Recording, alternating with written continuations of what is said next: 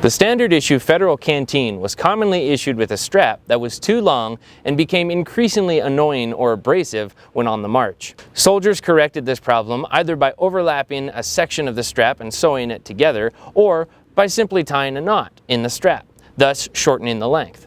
However, through our own experience, depending on how you tied the knot, it could easily get in the way of itself and become just as annoying as the canteen hanging too low to begin with. So that got us thinking, is there any way to figure out what method soldiers used to shorten the canteen strap the most? So of course, we went to the researcharsenal.com and hit up the letters and diaries first. The database resulted in 146 letters or diaries that mentioned canteens. 14 letters actually had both words for canteen straps.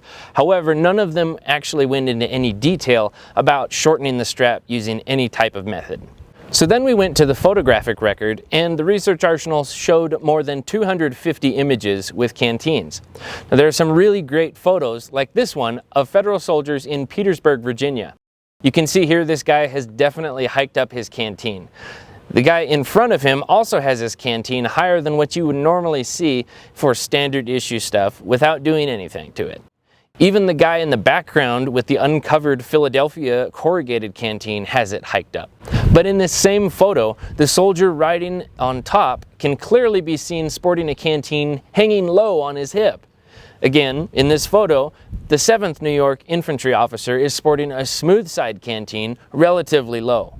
But as you can see in both of these photos, the other side of the soldier is blocked, and we can't tell whether they sewed it shorter, tied the strap in a knot, or just left it as it is. In fact, in all of these photos, you can clearly see some awesome examples of wearing canteens, but very few of them show how they shortened them.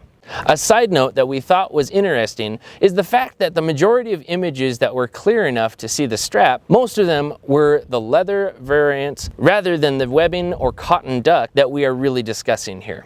Either way, through these photos, you can see that the majority of soldiers definitely kept their canteens slightly above their hip, if not higher, under their arm. But we still really couldn't tell if they used knots or if they sewed them up. So we went to the next fun type of primary records, which was looking at original canteens themselves. Through our own private collection, along with others available on the internet, there were actually a fair amount of original canteens that had knots tied in them to shorten the strap. We also found a fair number of sewn ones too.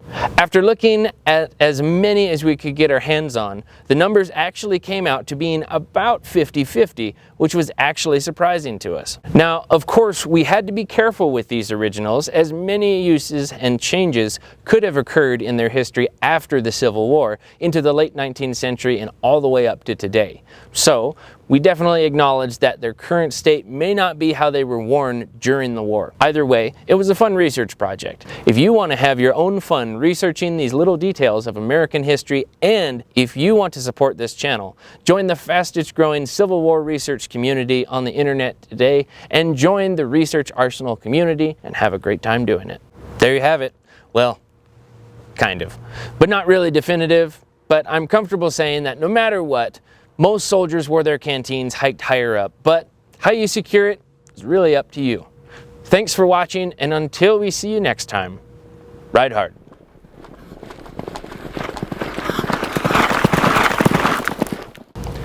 So there you have it. Stop using so. That was the nightmare. I was going through every reel, and it's like so going different tones of excitement, like so. Stop with the so. So. There you have it. It's fine.